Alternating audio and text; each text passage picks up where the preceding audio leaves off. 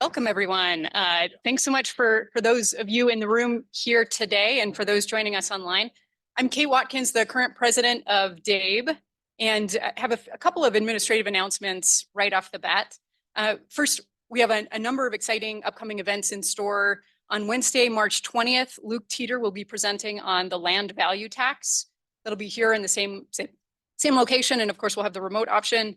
On Wednesday, April 17th, we have Dr. Vipin Arora, the director of the Bureau of Economic Analysis, joining us to talk about the BEA's data products and to solicit if you have any input on those products. I think he'd love to hear it. So really great opportunity to engage with the director of the BEA.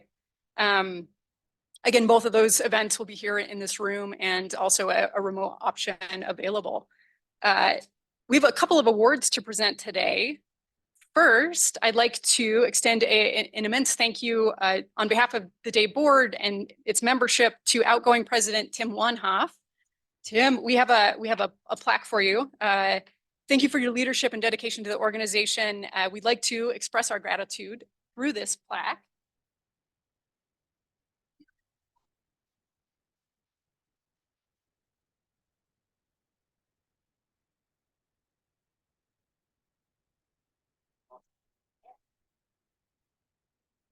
And secondly, I'm excited to announce the winner of last year's economic forecasting competition. Can I get a drum roll, please? Congratulations to our very own Ryan Gedney. Ryan gets to keep this lovely plaque for the next year until the next forecast competition, unless he wins it. He gets to keep it longer. Thank you, Ryan. Thanks, Kate. This is quite an honor, and you know, we have a lot of really awesome people on this list, and so if you want a chance to take this from my hands next year, we're going to announce the contest for this year. I think we're going to send an email maybe later today or later this week, and then it'll close at the end of March. So look forward to seeing a lot of you enter and see how it goes. Thanks. Here's this sleeve in case you want to keep it safe. Excellent. So as far as other housekeeping, if you can please hold your questions until the end. If you have a burning question, totally fine to ask it. Those of you online, please put your questions in the chat and we'll be sure to get to those later. Thanks so much. And now I'll turn it over to Alex.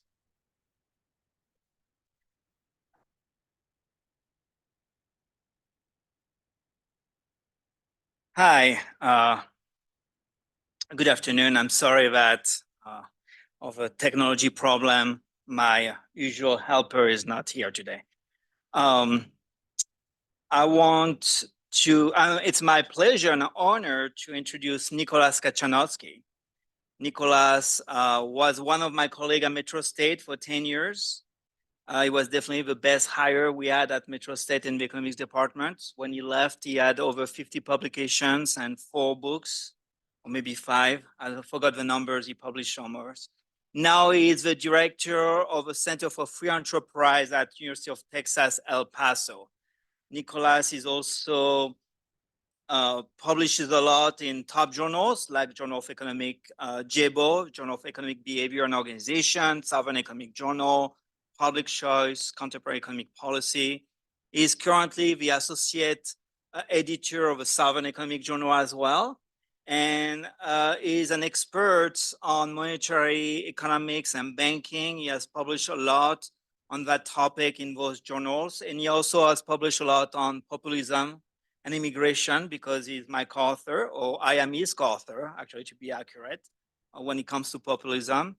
And today he's going to come talk to us about why Argentina should dollarize its economy.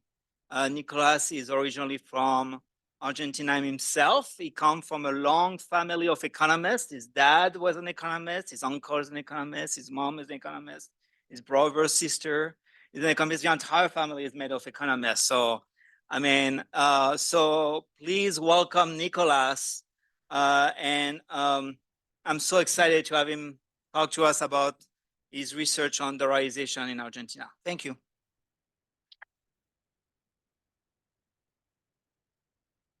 Thank you. Thank you, association. I'm very happy to be back in Denver, and especially at Metro State. It's like coming back home. The topic we have today is dollarization in Argentina. I don't know how much you've been following the news, but we have a new president, Milei, in Argentina. He took office in December, and his most popular campaign policy was to dollarize Argentina. And then he won the elections. So this became like World War news. Like, what does that mean? How you do it? Just by pure chance, I was working with another economist in Argentina on, well, if Argentina were to dollarize, how you do that? And all of a sudden, like, this became like a serious discussion. I will add that this is not the first time dollarization is discussed in Argentina. Argentina was very, very, very close to dollarize in the late 1990s, and it didn't happen. So this is not a new topic for this country. I have 3 topics for today. One is some arguments of why there is discussions about dollarization in Argentina. We can talk the whole day about the pros and cons of dollarization. I want to give you some that are specific for Argentina. The second thing I will be talking about is how you do it. How my co-author and I thought should this be implemented in Argentina if it's going to happen, regardless of what we think is a good idea or not. If it's going to happen, how to do it. And the third point is, what is the situation today? Can Argentina still dollarize? Is this going to happen or not? And what I'm seeing there. But before I go into the details, because this is like a real world case of a potential policy, I think there's some lessons beyond dollarization, how you deal with the real world application when you're dealing with real world trade-off restrictions, policy restrictions, and so on. So this is something that happened at the overall discussion. When we started to work on this in 2020, Milei wasn't even a candidate. This wasn't written for Milei. We presented this to all presidential candidates. This is one that wasn't tailor-made for one person. So the proposal was developed before the political campaign started, meaning the presidential campaign, with the assumption that it will be applied sometime after the new government takes office. It was not designed during the political campaign to be applied during the political campaign under those economic conditions. And this is something we face a lot, right? A lot of pushback. Well, during the political campaign, looking at the economy, you cannot dollarize. Well, really? Shocking news. We are not talking about doing it right now. We are talking, if this is going to happen with a new government in place, how you do it then. So when you're engaged in a policy debate, it's important to understand the context and the place where the policy is being, designed to be applied. Okay, so let's see some arguments that are mentioned of why dollarization is, many people see it as a good policy for Argentina. I'm going to start with some long-run economic issues in this country. You have decades, not years, decades, 80 years at least, of high and volatile inflation. You see high and volatile inflation with all political parties, the Peronists, the Radicales, the Cambiemos. Choose your political party, you have high and volatile inflation. Any type of government, democratic government, military government, pick up your government, you have high and volatile inflation. So what this suggests, this long-run standing where inflation is in any type of government, that your problem is not choosing the right central bank president. The problem is institutional. And as such, you need an institutional solution. During the Cambiemos administration, we had the Dream League, Ivy League of economists running the central bank. All the best degrees you can think of, Harvard, MIT, Chicago, Penn, all of them together. It's the only country under that administration in the central bank that applied inflation targeting and failed. Any country applies inflation targeting, works. Argentina breaks down. Right? So it's not a matter of choosing the people, it's a matter of changing those institutions. If you look at Argentine history, when you have some currency board type of arrangement or fixed exchange rate, is when you see, in average, when you see a pattern with lower fiscal imbalances and more price stability, at least for Argentina. What I see is, if you look at Argentine politics today, it's not that they are only non-credible, they don't have the capacity to create credibility. It doesn't matter how much I promise you, this time will be different, you are not believable.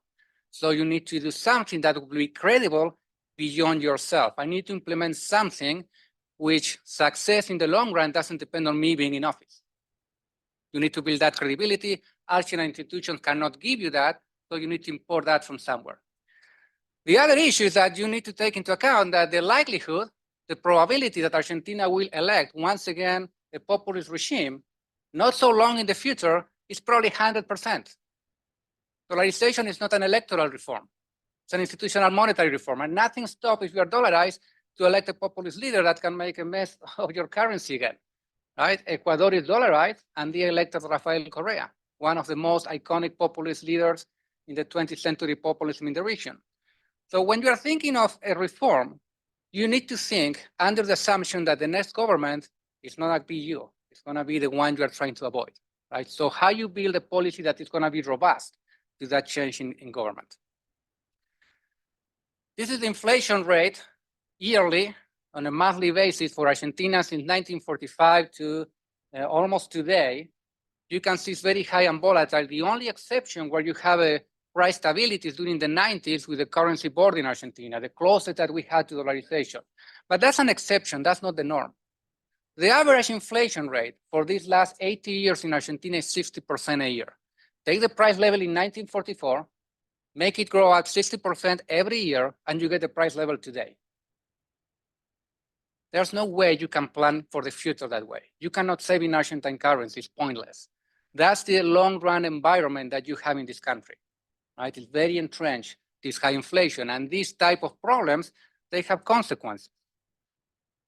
What you have in the vertical axis is the percentile ranking worldwide of GDP per capita. Since 1880 till 2016, that's the last time we have data for this database. And that green area marks the top 20%, right? If you are there, it means that you have a higher income per capita than the 80% of the other countries in the world. That's Australia. Australia is the country that Argentina likes to compare to. We don't want to be like the evil US or the evil Germany or even worse, like evil UK. We want to be like Australia. That's the Argentine sentiment, right? Because Australia is more or less at the same region in the planet. They have similar economies, similar history with immigrants and so on. So we can aspire to be like Australia. So you can see this country performs very well worldwide along all its history. If we plot Argentina, you will see that between 1880s and at some point that is always open for debate, Argentina was doing well, but there is a break point somewhere there, and the ranking of Argentina starts to fall consistently. Sometimes it falls faster, sometimes it gets a little bump up, but the trend is a consistent downward trend. It's like, how's the saying in English? You have the animal like boiling slowly and he doesn't know he's been cooked and then it's too late. Well, that's what you have here, right? Day to day, you don't realize you're falling behind, but you are. Argentina went to be a top 20% country to be around 60% today. You don't change a trend like this just with policy. You need a change in the rules of the game, a change in the incentive. You need an institutional change, but also you need a change to be credible so that people believe that the new rules of the game are going to be in place for the long run. The idea of dollarization for people that advocate for this in Argentina is rooted in some sense in facilitating that change. You need this. It's not sufficient. Reform is a necessary component of your reforms to break this trend. Let me give you now some more recent macroeconomic situations. In this graph, in the horizontal axis, you have for the last 20 years, how many of those years you have a negative growth in real GDP. Your economy shrunk. In the vertical axis, you have how many of those 20 years your inflation rate is higher than 10%. So the farther away you are in the graph, the worse. The closer you are to zero origin, the better. I downloaded all the data I could find at the World Bank for the last 20 years for all countries with this data series, and you populate that and you get that graph. Where you think is Argentina? We're not talking about Libya, Iran. We're talking about Argentina. So keep our bearings there. That's Argentina. No bueno. Who you think is closer to this last 20 years macroeconomic performance? Iran, Sudan, Yemen, Venezuela, Zimbabwe, Libya. You are close to countries with a failed state. in the bad way of a failed state, right? You don't want to live in those countries. And I'm not saying living in Argentina is worse than living in Libya. What I'm saying is in the last 20 years, your macroeconomic performance is really bad. You're not comparable to Colombia, Peru, Uruguay, Bolivia anymore. That's your macroeconomic performance of the last 20 years. That's who you are next to. Now, in Latin America, we have 3 countries that are dollarized. Panama, since they went to independence in 1904, Ecuador, January 2000, El Salvador, January 2001. That's where they are. Can Argentina go from that location to there without dollarizing? Can they produce that macroeconomic performance by themselves credible for the long run? Maybe yes, maybe not, but it's risky. So what I'm trying to show you here is not that Argentina only has a long run history of bad macroeconomic performance. In the short run, it's also really bad. This is the case of Ecuador. Again, this is the yearly inflation rate. And you can see they dollarized in 2000. The reason why Ecuador dollarizes is to avoid, or one of the reasons, to avoid hyperinflation, the current situation in Argentina. And when they dollarized that year, inflation was 96%. Today in Argentina, I think, I lost track. I think it's something like 140%, something like that. After they dollarized, the next few months, they had some inflation, but then it started to go down. So the next year, 2001, it goes down by more than half. You see a 37 inflation rate and you freak out. But that's less than half of what they had last year. The next year, it goes down even more than half. That orange line there, that's your 2% inflation rate that you will aspire, like if you're a country like the US, on a good macroeconomic standing. So once they dollarize and they cut that inflation down, their inflation rate remains around 2%, even if you have Correa as president, even if you default, even if you are hit by the 2008 crisis, even if you are hit by an earthquake. Altogether, right? In 2008, Ecuador defaults and is hit by the crisis on the same year.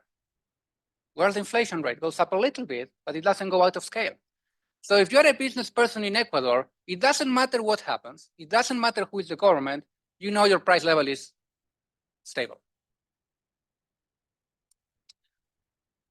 So some political reasons. And this also relates to how we approach this problem.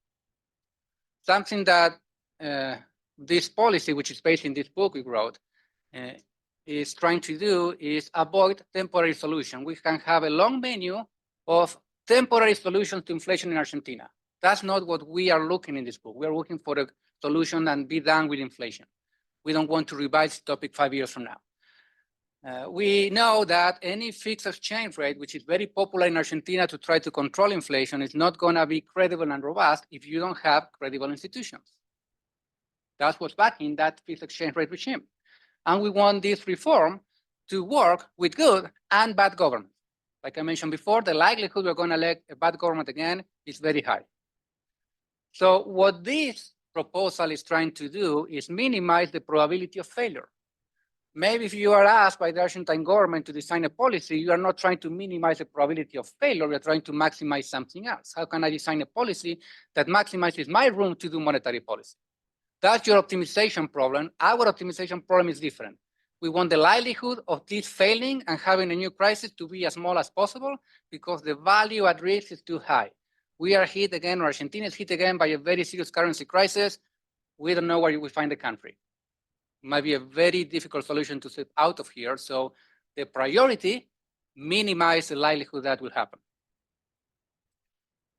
So the analogy we used to give is you are in Africa by yourself, and you see this starving lion sees you, and it's running towards you as fast as it can, and you know you're going to be his meal.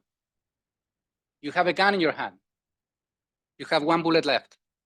You can't miss, right? That's the scenario what we are assuming for this. Okay, Argentina has one last chance to get rid of this. You can't miss with your reform. Make it as safe as possible.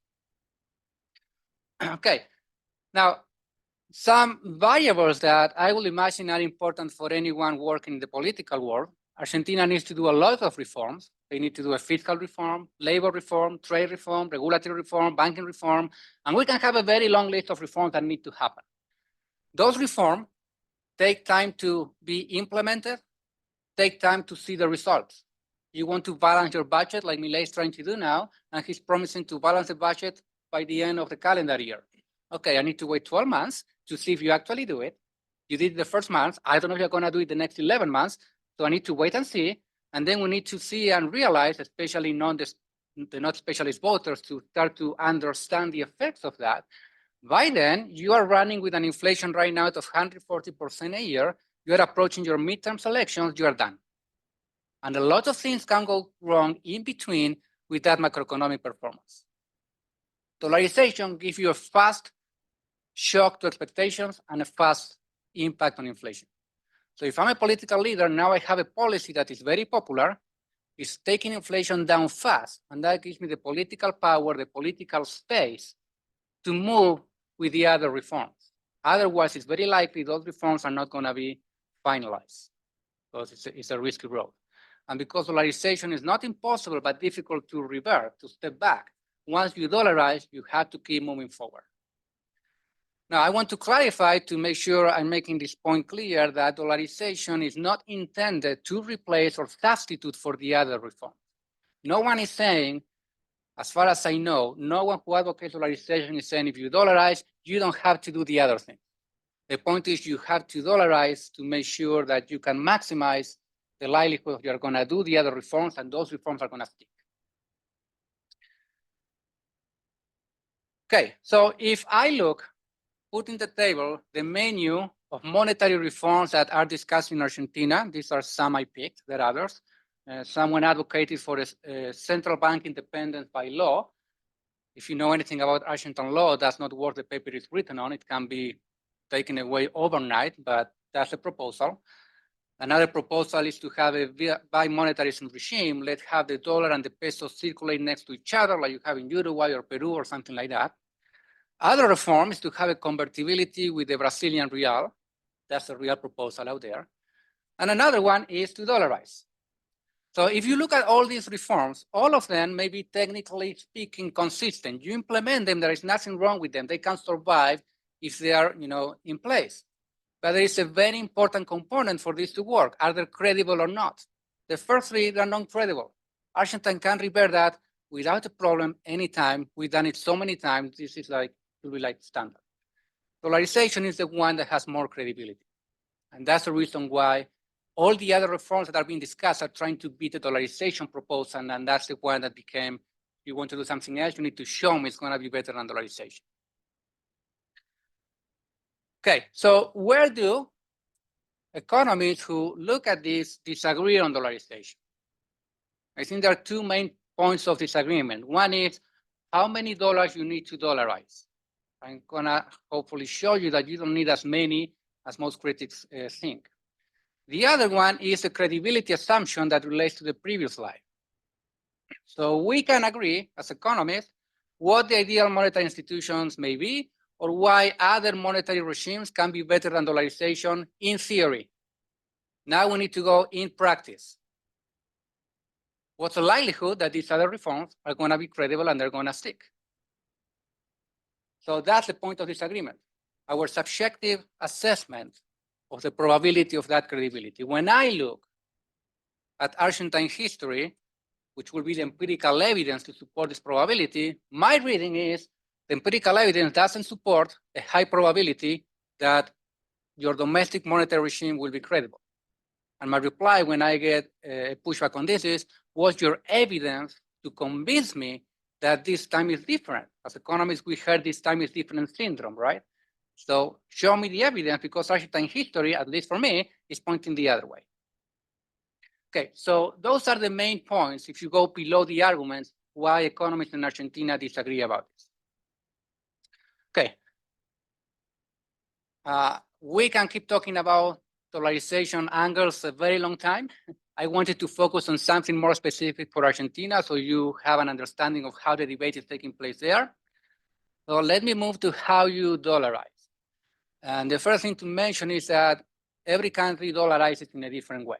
The way Ecuador dollarized is different than the way El Salvador did. It's different than it happened in Panama. It's different than it was done in Zimbabwe. This is not like a one size fits all. It's like pizza. Right? You can have many different pizzas, but all of them have something in common, and they are pixels. So there are different ways to dollarize, even if you are talking about dollarization. So what we developed was a way to adapt this to Argentina needs and institutional reality.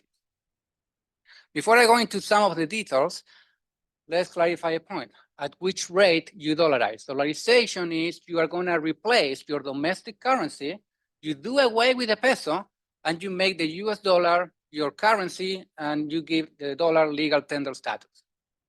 It's a currency swap, right? That's what you have in Ecuador, El Salvador, Panama. Think of countries in the Eurozone or next to the Eurozone that use the euro as their own legal tender currency. So if you're going to change your currency, you need to find a dollarization or conversion rate. Conceptually speaking, you dollarize at your exchange rate of equilibrium, at whatever day you are dollarizing. And that was something I was getting a lot, right? Right now, what's your dollarization rate? Well, I don't know, because you're not dollarizing right now. You're going to dollarize in December, February, May, September. Whatever your equilibrium rate is that day, that's your target. Right? So I cannot give you a number today. That doesn't matter, because we're not doing this today. You need to understand conceptually where you want to dollarize. If you're in Argentina and you are paid in pesos at the end of the month, and you go to the market and you convert all your wages into dollars at whatever rate you can, because Argentina has a lot of capital controls. If you dollarize, you get the same amount of dollars. That's the idea. Okay, so I find useful to divide what needs to be dollarized in three groups, or three baskets if you want. One is bank deposit. This is the one that you can dollarize fast. The second one is currency in circulation, right? The money we have in our wallets or that's on the streets. That takes more time to dollarize. And the third one is a very particular issue in Argentina, are the central bank liabilities. And this is going to be the slowest component to dollarize. It's going to be the most complex one. So I'm going to go one by one. Start with bank deposits. Easier and faster, right? You have your dollarization rate. You log into your bank tomorrow, your deposit in pesos, now it's in dollars at the equivalent rate. It's like when you buy euros, and now boom, my dollars became euros. It's that concept. It's a change of the unit of account at your deposits. You don't need a lot of dollar cash to dollarize it. It's like digital money, right? You just change the unit of account in your bank account, and that's it. Now I start to use those dollars. Unless there is a bank run. I'm in Argentina, I know how this goes. You are telling me my bank account is in dollars now, give me those dollars. So I go to the bank and I withdraw the money, right? In that case, you do need dollars to give to the people. Now, if you look at Argentina, there are reasons to think that a serious bank run, I'm not saying it's impossible. I'm not saying this is not something to look at. I'm saying it's not very likely. So one reason, banks today in Argentina, most deposits are transactional. I need to pay wages, I need to pay providers, I need to pay taxes, I need to get paid when I sell something, I need money at the bank. So even if I take it out, I'm gonna turn around and put it back at the bank. And if you talk to bankers in Argentina, they will tell you the same. We are just a transactional business. We are not like a full banking business. In the short run, you're gonna need small change. So if the assumption is you want your money out of the bank and not put it back, when you go to the grocery store, you're gonna be paying in cash. You need small change. You don't have small change in dollars. The smallest denomination dollar bill in Argentina is $100. So you will need pesos to be able to pay in cash. And because you are dollarized, you don't matter too much. I can get rid of these pesos very easily. I can put them in a bank and they become dollarized. I can pay taxes in pesos and they will become dollarized when they go to the government accounts. Or I can use it to buy stuff. And on the other side, the business manager, I'm getting pesos, that's fine. I can use them to pay taxes at a fixed rate, or I can put it in my bank account and they become dollars. So holding pesos through the dollarization process is not that big of a deal. If you really want your money out of the banks and you're gonna use it, you're gonna need to have some small change. International experience. When Ecuador dollarizes, what you see is a massive inflow of money to the banks, not an outflow, even if banks were offering a negative real interest rate. The money was still going to the banks. Something that's part of the reform that we won't be speaking at large here is what we propose is to build an international bank, not an Argentine bank, an international bank, Switzerland, Ireland, somewhere else, which is the reserve bank for private banks in Argentina. So if my deposits now are not in Argentine bank, they're at a foreign bank outside the reach of the government or Argentine jurisdiction. And that gives me an extra layer of safety that my deposit is safe. And because I'm connected to the international market, I can get my phone and move my money out faster than the government can seize it. So the fact that you can move faster than the government is a defense mechanism for you. Banks can give you, if you want to withdraw dollars, a Visa card with a dollar amount. So you don't need to be walking around with a big pack of dollars. And it's safer because if you steal my Visa card, you cannot use it without a PIN code. So it's also safer for depositors to have a debit card than working with cash in Argentina, which is a point of concern. Now, other part of the proposal, which we'll be talking later, can provide extra dollars to bring to Argentina in the case we need them. But I will be talking about this at a later point. So this is the case for bank deposits. The main point of concern is, well, pay attention to a potential bank run. It's unlikely, but still pay attention. And in terms of how many dollars you need as a central bank to dollarize, not so many, right? What you do with the currency in circulation? There are different ways to do this. Ecuador does a compulsory dollarization in the sense that the government tells the Ecuadorians, well, you have 9 months to change your sucres for US dollars. After 9 months, the sucre is not valid anymore. So I have to change, I need to let you change those sucres for dollars. I have 9 months to do that. And you can find all the stories, how they partner with Coca-Cola company to ship the dollars to the different towns in Ecuador and so on. They need to execute this. Because after 9 months, your money is not valid. And I issue that money, so I need to facilitate that change for you. El Salvador does a voluntary dollarization. The colones that you have, they never lose validity. You can still go today to El Salvador and use colones if you want, if you find one. Right? So dollarization was voluntary. So the way that dollarization happened in El Salvador, I have colones, I put them in the banks, which are dollarized, and now those are my dollars.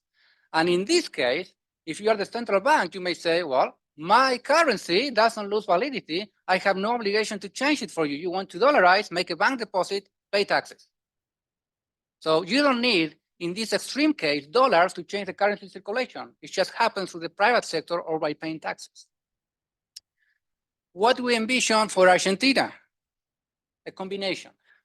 Start like El Salvador.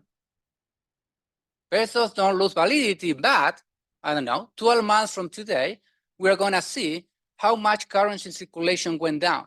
And if it falls below a certain threshold, then we kick in an Ecuador style, and now you have 1 year to dollarize the remaining pesos.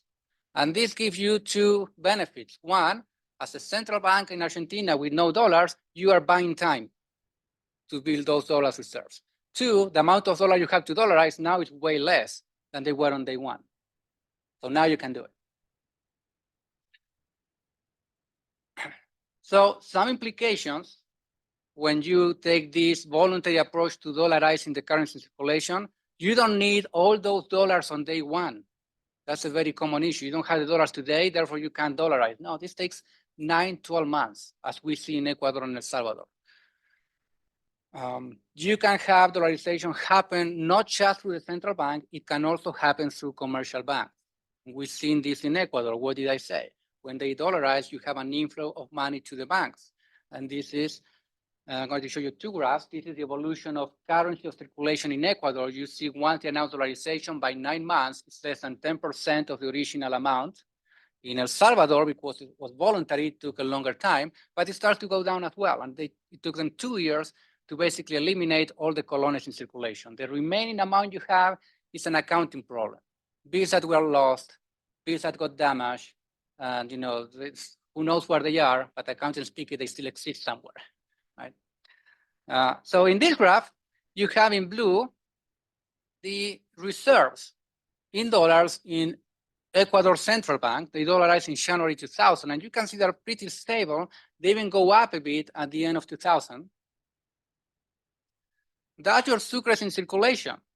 And what you should expect is that the securities in circulation go out of circulation because they're being dollarized. I should see the central bank reserves going down because they need to be changing those bills. But where did we say those securities were going? Back to the banks. So if you look at bank deposits, they're going up. So there was a lot of dollarization in Ecuador that happened privately through the banks. Okay. So if you look at the second component, you have different ways to do it. You don't need all of the dollars on day one, and you can do it with little dollars if you do it credible and you take the voluntary approach. Pesos never they never lose validity, and you are free to get rid of them any way you want.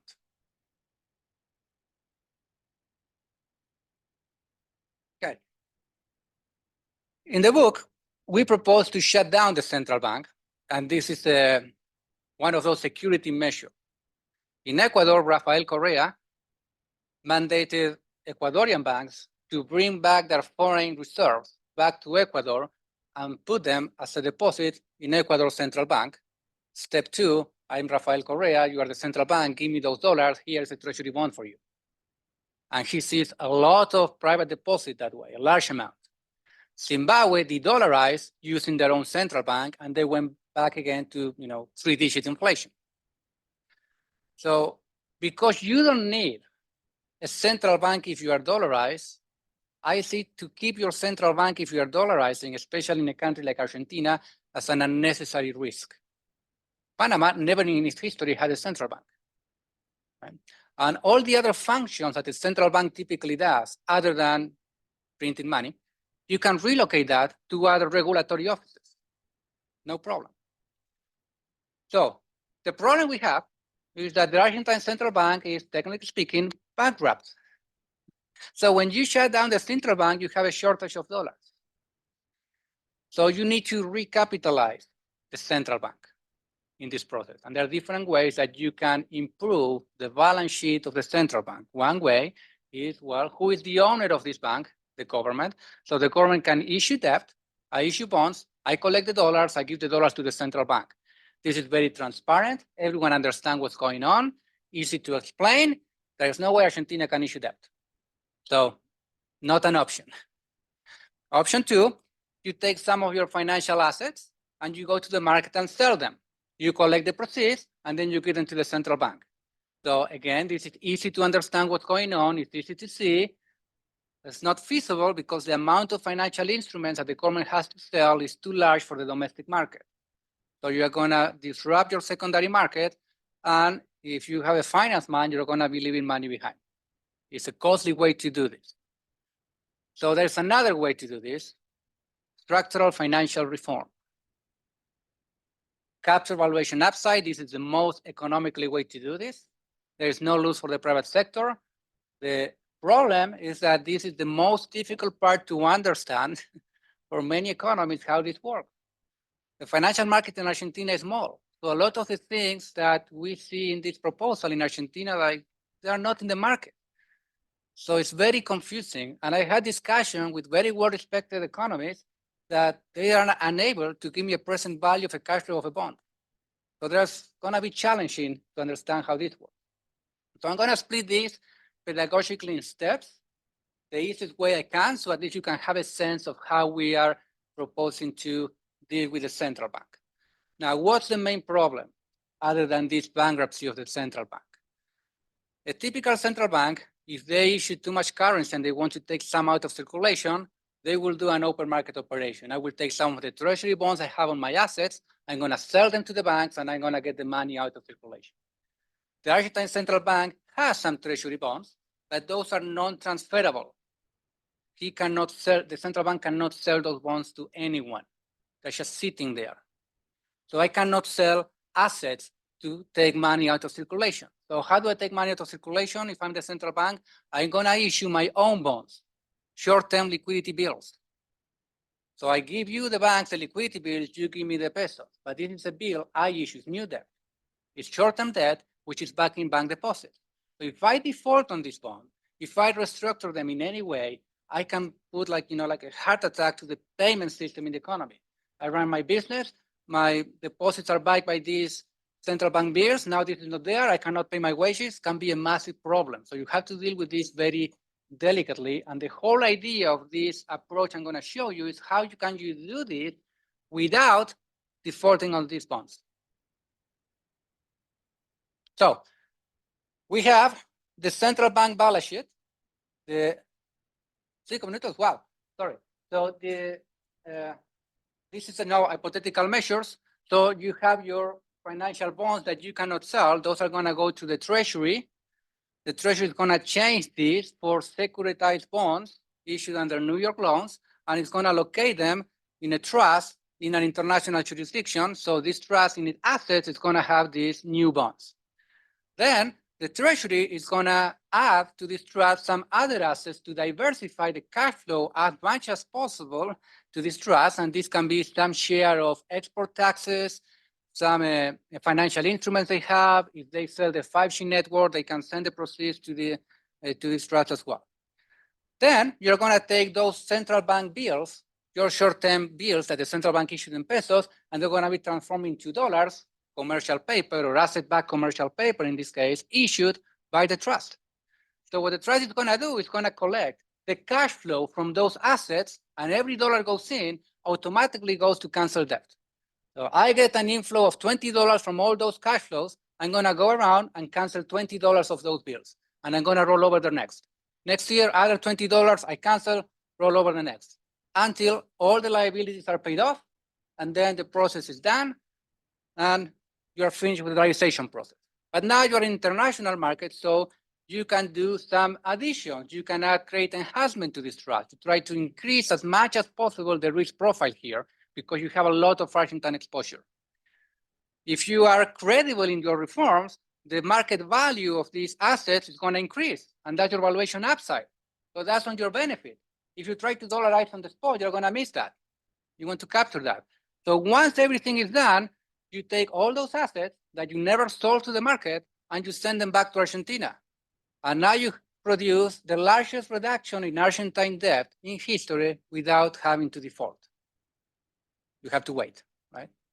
Now, you are sending money to pay these bonds, to pay off this liquidity bill. So this has a fiscal cost. The Treasury is in bad shape, and you're telling me I need to send some of my taxes here and start to pay these bonds that before I was just rolling over at the central bank. I cannot afford that. Well, good thing we are doing this, because now you can manage how this cash flow is going to look. So one option, when you transform those bonds at the central bank to the new ones, you add a grace period. Well, I'm going to start paying in 2 years instead of now. So you have 1 or 2 years to deal with this. Other thing you can do is you can increase the duration. So now I'm going to pay less for a longer period of time. No big deal. Or you can do a combination. Start paying later and pay less on a longer period of time. So if you look at the public, dollarization happens very fast. You change the unit of account, the bank accounts. You change the legal tender status. For all purposes, you are dollarized. From the government point of view, bank deposit dollarization is fast. Currency circulation may take 9 months to 24 months if you look at Ecuador and El Salvador as a benchmark. If you look at what we just talked about for the central bank, I don't know, it may take 4 or 5 years. It doesn't matter. It is happening behind the scenes. For the market, you dollarize the day you announce it, even if behind the scenes at some trust, this is taking 7 years. Okay, because I'm over time, let me just give you a very short account of what's going on today with this topic. Milei made a promise in campaign that he wanted to dollarize based on this proposal, which sent my life into a spinning. And the idea here is that you want to dollarize as soon as possible. He publicly mentioned my co-author to be, his words, the next and last central bank president. My co-author mission wants to dollarize and shut down the central bank. And that was publicly announced. I was part of the team. That didn't happen. So now the question is Milei taking an approach where he wants to dollarize later and do other reforms first? Or he actually doesn't want to dollarize, and this is just a political strategy? Because if you look at his behavior is consistent to dollarize later. It's also consistent to trying to save the peso. How much you believe a politician, I leave that up to you, okay? But the point is, is consistent with both stories. So I said, we start working on this book in 2020, and the reason was that in our view, or in my view, I don't want to make Emilio say, put things on his words, what is pushing Argentina to dollarize is Argentine economic reality. Even if Milei thinks dollarization is the worst idea in the world, this will still be a subject of discussion. So two things may happen. In the case Argentina dollarizes, Milei implements a later dollarization. Milei doesn't want to dollarize. Things get out of control. We have a large crisis. Government doesn't know what to do. They dollarize as a way out, and there you go. And what we don't want is, if that happens, to have last moment improvised dollarization to take place. We want to have a blueprint of how to do it to minimize last moment improvisation mistakes. And with that, I'm happy to take questions, discussions, and anything I didn't mention that you may be thinking about.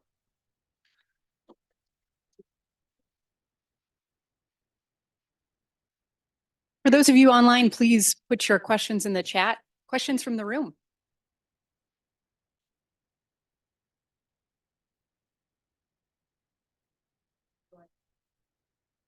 I was just wondering about Ecuador, and the chart you put up made it look quite appealing. What did their economy look like in the couple of years following? Right, you had dramatically dropping inflation, but they don't have a central bank, so that might be a constraint. What was their experience? Can you give us more color on that?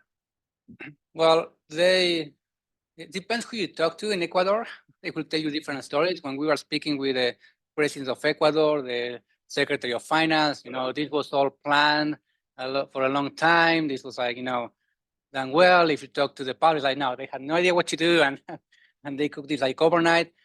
But they were facing a potential hyperinflation. They were concerned not just with that crisis at the time, but with 20 years of bad performance. In Argentina, we have 80 years, right? They were just walking out of a banking crisis with frozen accounts and a lot of issues. Now, once they announced dollarization, that Monday, interest rates dropped, money started to flow to the banks. So at least the financial impact was very fast. And I think that took everyone by surprise. The other interesting story is officially the IMF, the World Bank, they will say, what are you doing? You should not dollarize and so on. Off the record, as we are told, they're like, you finally did this, good job. I cannot say it publicly, but man, what took you so long? Right? Now, if you look at other indicators that may take more time to see an effect, like poverty rates, income inequality, GDP, they eventually start to improve. They have an interesting graph here that I think you're gonna like. I don't have all these graphs, but you can see a low reduction in poverty rate, increase in real wages, all those variables improve. This is an estimation, two estimations actually. So the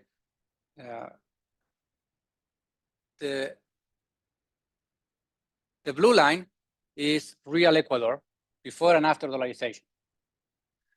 The green and red lines are two estimations, as robust as I can make it, of what would have happened to Ecuador if they had not dollarized. Because it's an interesting point. Ecuador dollarizes at the same time you have a boom in the price of commodities. So maybe all this improvement I'm mentioning is not because of dollarization, it's because the price of oil was going up, right? So here you are controlling for that.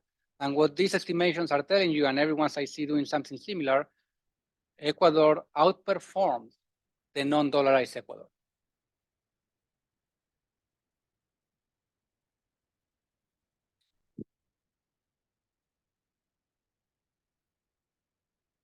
Question from the chat. Joe asks, first he says, thank you very much. Is there any lessons learned from hyperinflation European countries move to the euro? Question mark. Greece/Spain, question mark. And so I don't know if I can give you much. I remember we look at Spain, shown in the Eurozone, because Spain has a lot of similarity with Argentina. And the reason we discuss Spain in the book is, well, look, Spain used this to adopt an institutional constraint to fix their own problems they couldn't. And we explain that case. But we haven't looked at hyperinflation in Europe, Greece, and Spain. The interesting case of Greece is when they had the crisis in 2014, 15, around that, right? And there was a discussion, well, should Greece step out of the euro? But once you adopt a currency, and it's a good currency, not a bad one like the peso, it's hard to step out. Korea tried, he couldn't do it. Greece probably will have trouble because the Greek people will say, what are you doing? Just give me with the euro. Argentina is different. No one wants the peso. No one here is saying, give me the pesos you want and use the dollars you don't want, right? That's not the situation. Argentina is already de facto dollarized. They're saving dollars, transactions are done in dollars. Dominican Republic, they were able to de-dollarize and keep inflation below US levels. So you can de-dollarize if you rebuild the credibility in your institution. And this is something I typically mention. Dollarization doesn't have to be an end game. It can be the bridge to a different monetary reform that is better than dollarization. But right now, with this situation, you cannot have. It's going to take time because that's how bad your institutions are. But no, I don't have anything specific. I'm sorry, I know lesson from European cases. Zimbabwe, I didn't put the graph. If you look at the case of Zimbabwe, hyperinflation out of control. They dollarize next year, US levels.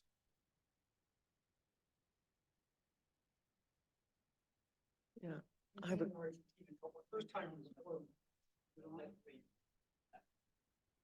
Oh, yes.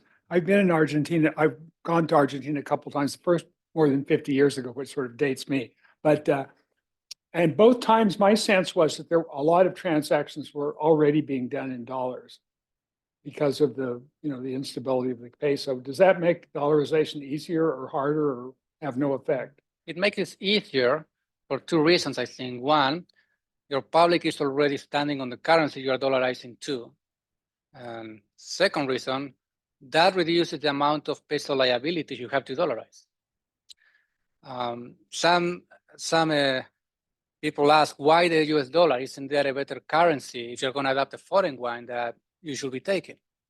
And maybe in theory we can find a better currency, but the fact today is that Argentines save in dollars. That's a currency they already picked. The other issue is that the treasury in Argentina issues debt in dollars. So we want to do away with a currency mismatch between tax revenues and payments. Now, when you dollarize, that doesn't mean that you don't have the freedom to use any currency you want. You're in Argentina in this proposal, you want to have a bank account in euros in Switzerland, be my friend. No one's stopping you. You want to sign a contract in reales with Brazilian partners, no problem. But you need a currency with legal tender status. That will be the dollar. I have a question. What does life then look like for an ordinary person, worker in Argentina? Let's say a teacher or a construction worker in those first few years, while it's dollarizing. Well, first, you are being paid in the currency you want, and until then, the government wouldn't let you buy.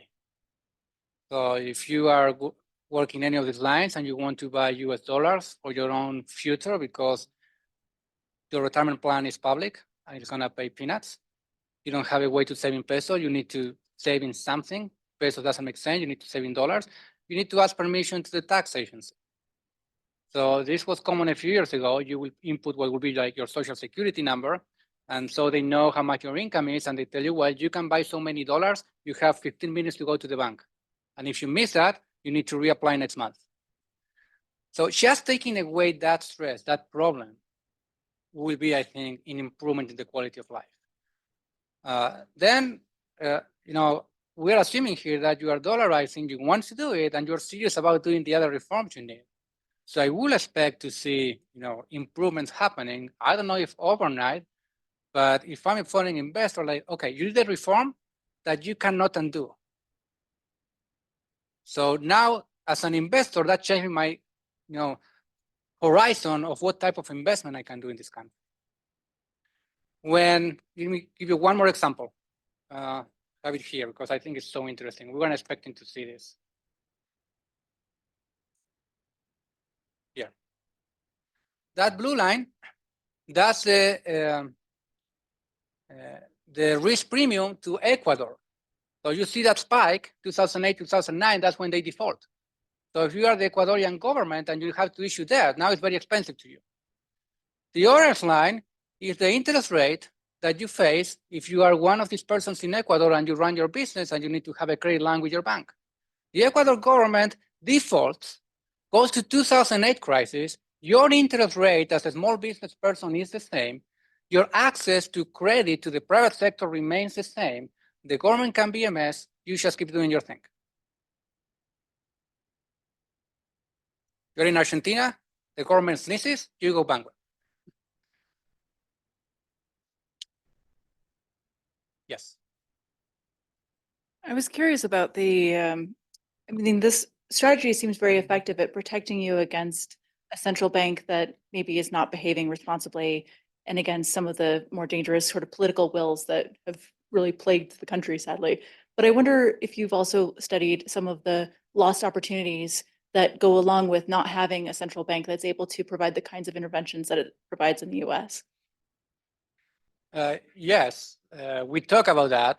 I wanted to focus on issues particular for Argentina, but the counterfactual there is what central bank will you have if you don't dollarize?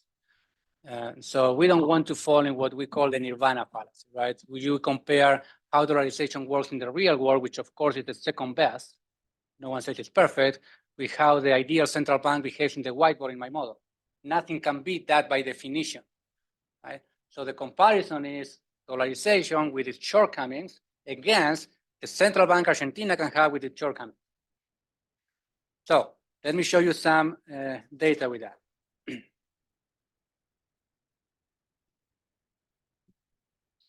This is the effect of the 2008 crisis.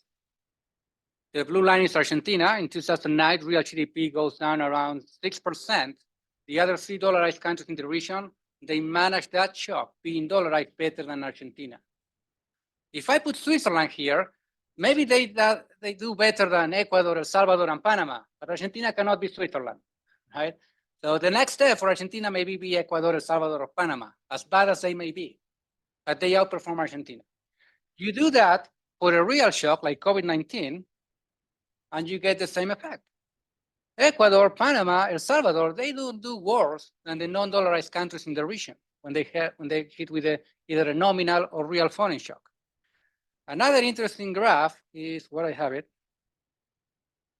This one is the real exchange rate volatility. Ecuador dollarized, it can adapt the nominal exchange rate to foreign shock to stabilize the real exchange rate. They have a more stable real exchange rate than Argentina and some countries with their own central bank. So you do have some costs, but when I compare those costs with the central bank that I think Argentina can have, I think those are fewer costs. And this goes back to my initial comment. We can have a very long discussion of what we think the Argentine central bank can be, and we can disagree on that assessment, right? But yeah, we did look at that. One last question. Oh, sorry. No, you go ahead. You go ahead, Meredith, and that gentleman will go after. That's Oh, sorry. 10 If moments. Argentines are already holding a lot of cash in dollars, and there's a lot of cash outside of Argentina in banks, will there be enough trust in institutions once dollarization happens to induce everyone to trust in the banks to put their money back in the banks, considering what's happened in the past after the currency board dissolved? Ideally, and something we mentioned every time we had a meeting about this last year, like, well, a key component for this to be successful is how you design it and how you announce it. So we focus on the technical part of how to dollarize, but there is a political dimension as well. How you implement this, how you make the announcement. And we have a specific chapter of banking reform. So to give you an idea, think of Panama, right? Where you have a banking system that is very well integrated to the financial market. So I can have my money outside Argentina, but it's very easy for me to move it in and move it out. If it's easy to get out and to get in, I'm more willing to make those transactions. And the whole idea is to give that, make you feel safer. Your Argentine bank deposit is in custodial at an international bank. You are free to have a non-Argentine bank deposit if you want. You want to go to your groceries and pay with a bank account in Uruguay, and the groceries has its own bank account in Uruguay, you can make that transaction, no problem. So we try to facilitate that as much as possible. You can never make a reform that will be 100% safe against a sovereign government. But we can make it as difficult for them to get to your deposit as we can see. Yeah, I'm gonna make sure I format this question right. So with the formation of BRICS and now Saudi Arabia joining BRICS, it seems like the world's kind of de-dollarization is kind of occurring, and this is a dramatic time in economics. So with that kind of occurring and a dollarization of Argentina happening at the same time, do you feel like this would be building trust, or could possibly trust be lost really, really fast with everything that's kind of going on economically worldwide with the dollar?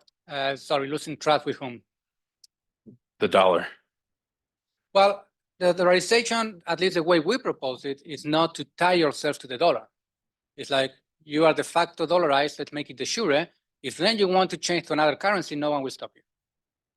So if at some point it's better for Argentina to switch from the US dollar to any other currency, this proposal is not going against that. Now, money, as you know, is a network good. So those switch of networks are pretty tough. But nothing in the proposal is saying you cannot use any other currency. Thank you. Thank you so much. This was such an enlightening presentation. No, thank you for having me. And as a token of our appreciation, we would love to give you this lovely DABE coffee mug. How you knew I lost the one I have at my office? Oh, well, there you go. Thank you so much. Thank you to those of you who tuned in That's true, by online. the way, I just lost it before flying here. Oh, no. Thank you. Thank you. And that's a wrap.